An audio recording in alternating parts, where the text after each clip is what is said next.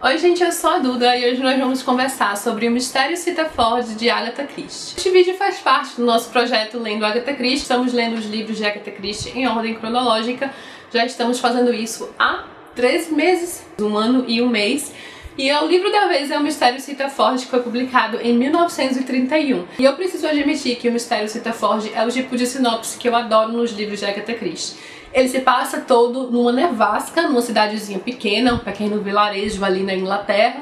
Então neve por todos os lados, uma tempestade de neve vai prender algumas pessoas numa mansão, na mansão Cita Ford.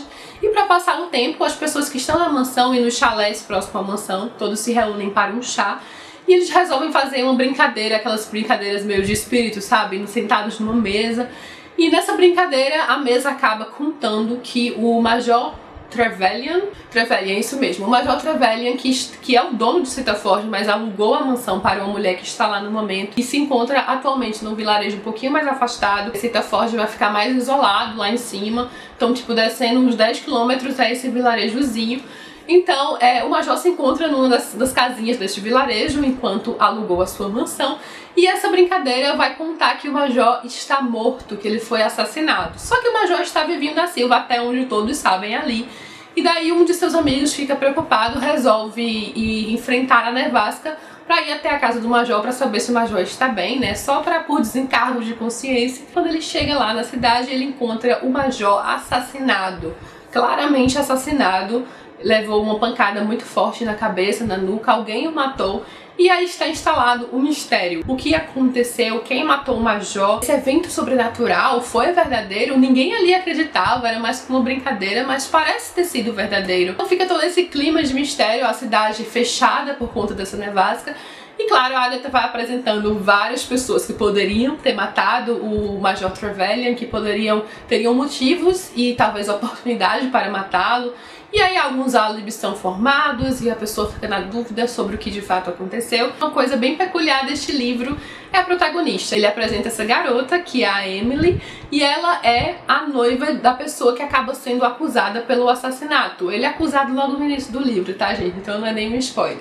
E ela quer provar a inocência de seu noivo, então ela vai investigar, ela tem um aliado ali no meio, que é um jornalista que por acaso estava passando por ali, pela cidade, ele tinha um trabalho específico para fazer ali. Eu sei que ela tem alguns pontos em comum com personagens, por exemplo, como a própria Tuppence, que são aquelas mulheres, né, que tomam atitudes, que iam atrás de seus objetivos, não deixavam as coisas nas mãos de outras pessoas.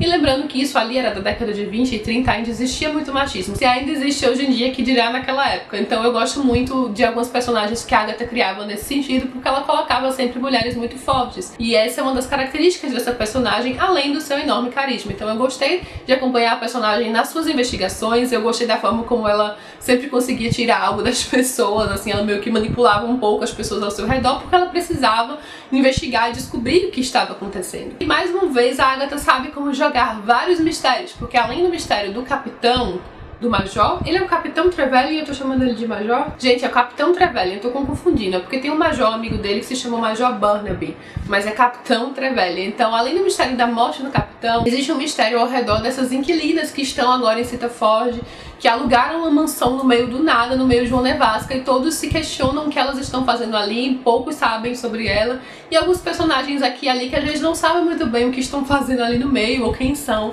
Então existem esses mistérios específicos, até uma fuga na prisão, de uma prisão ali perto, um fugitivo que acaba conseguindo escapar. Isso mantém o interesse aceso. E pra mim foi algo muito bom, porque eu já tinha lido Mistério de Cita Ford, e por mais que eu não lembrasse da história, eu lembrava de uma característica muito específica que solucionava todo o crime. Então, a partir do momento que eu começasse a ler, eu lembraria qual era a solução do crime, e foi o que aconteceu. Mas alguns outros mistérios não conseguiram me manter intrigada, porque eu não lembrava das coisas que aconteciam, não lembrava dos personagens, lembrava apenas dessa característica. Então foi um livro gostoso de ler. Inclusive eu acho que é um livro excelente para quando você quer passar assim um final de semana geladinho, no inverno, lendo um bom mistério, tentando descobrir o que aconteceu. É um livro rápido de ler. Uma coisa muito legal também ao longo do livro é que a Agatha vai citar em algumas passagens Sir Arthur Conan Doyle, que é o criador de Sherlock Holmes. Nosso projeto também, né, aqui no canal, nós também estamos lendo Sherlock Holmes. E essa história se entrelaçam, ela cita o Arthur Conan Doyle através da voz de um personagem que vai justamente levantar essa questão sobrenatural por conta da mesa, né, que contou sobre o assassinato. Arthur Conan Doyle também foi conhecido por defender e acreditar nesses fenômenos sobrenaturais. E é curioso também, no quesito que, quando este livro foi lançado, ele foi apontado como similar, algumas características em comum com o Campus Baskerville, uma das histórias mais famosas de Sherlock Holmes. Se você lê o Campus Baskerville, você vai identificar algumas coisas em comum. Por exemplo, eles se passam na mesma área, né, que é Devonshire, na Inglaterra. Então, nesse local mais isolado e rural, ainda que em o Campus Baskerville não seja um inverno de neve. Outra questão em comum é essa sugestão de algo sobrenatural no ar. Aqui, essa questão da mesa, né, já mencionada. E em Campus Baskerville, nós temos uma maldição ali no meio que quem leu vai lembrar. E essa maldição tem uma ligação com o sobrenatural que fica aí pairando pela história. Será sobrenatural? Será que não é sobrenatural? Então tem essas duas coisas em comum. E além disso, nas duas histórias tem um fugitivo num presídio, numa prisão de segurança máxima ali perto. Todas essas coisas em conjunto acabam trazendo algumas similaridades entre esses livros.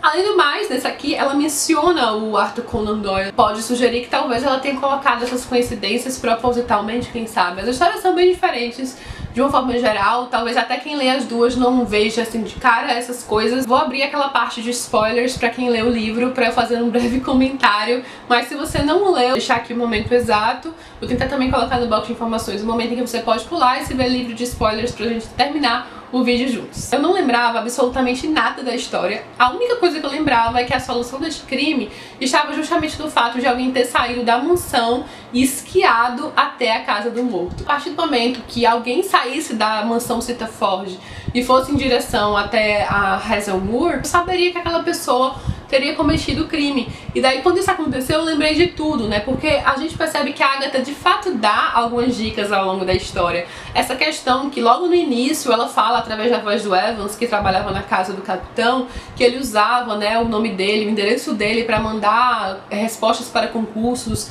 constantemente, porque ele achava que o endereço Mansão Sitaford era muito imponente e não ia ganhar nada. Então logo depois disso a gente vê que o próprio Major acabou ganhando um prêmio de 5.000 libras. Gente, 5.000 libras é um valor muito alto na época. Seria até de se pensar que a gente faria uma conexão do tipo, porque a gente sabia que o capitão mandava respostas no nome dos seus amigos, da pessoa que trabalhava na sua casa. Seria um motivo plausível para o Major necessitando de dinheiro. Ali mesmo amigo de longa data, a gente nunca sabe, né, a natureza humana tem dessas, né, existem assassinos, infelizmente. Eu vi algumas pessoas comentando quando eu fui marcar no Scooby que acharam a motivação do assassino muito fraca. Mas, gente, independente deles serem amigos, eu acho que nesse quesito é sim possível, porque a gente vê até familiares matando outros, quanto mais amigos.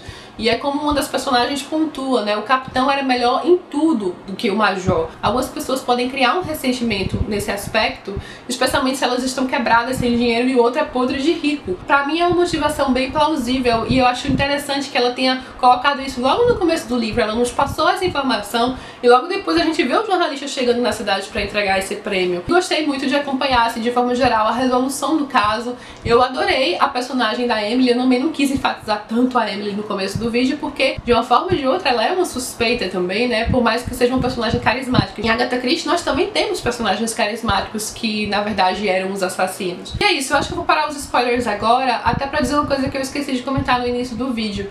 Uma coisa interessante neste livro também é a narração em terceira pessoa, porque a gente vê já algumas histórias de Agatha Christie, né, por exemplo, as contadas pelo Hustings, são todas em primeira pessoa. Já este livro aqui é todo em terceira pessoa e eu acho que o fato dele ser em terceira pessoa dá uma visão mais ampla, assim, da cidade. A gente vê diferentes pessoas conversando, né? Tem uma parte até que eles falam das fofocas que andam rolando ali por Sitaford. Aí ela vai dar uma pausa e nos mostrar o que está sendo conversado em 4 casas diferentes. Então isso só é possível através da narrativa em terceira pessoa, né? Porque uma pessoa só não pode estar onisciente em todos esses lugares.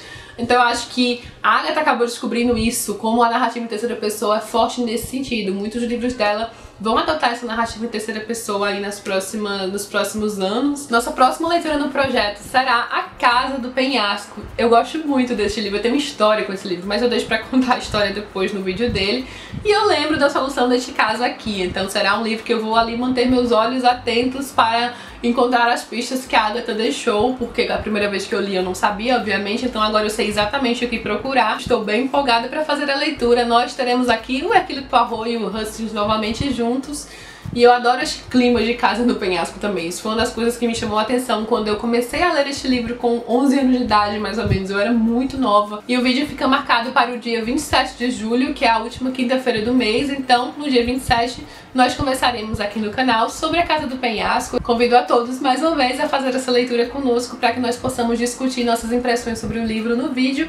E é isso, eu espero que vocês tenham gostado de Mistério Cita Foge, do vídeo ou do livro, caso tenham lido. E deixa aqui embaixo o que você achou, se você leu, como foi a sua experiência de leitura, quais foram as suas suspeitas, o que você pensou do livro de forma geral. E eu vou ficando por aqui, se você gostou, não deixa de curtir o vídeo aqui embaixo, se inscreve no canal. Beijos e até a próxima!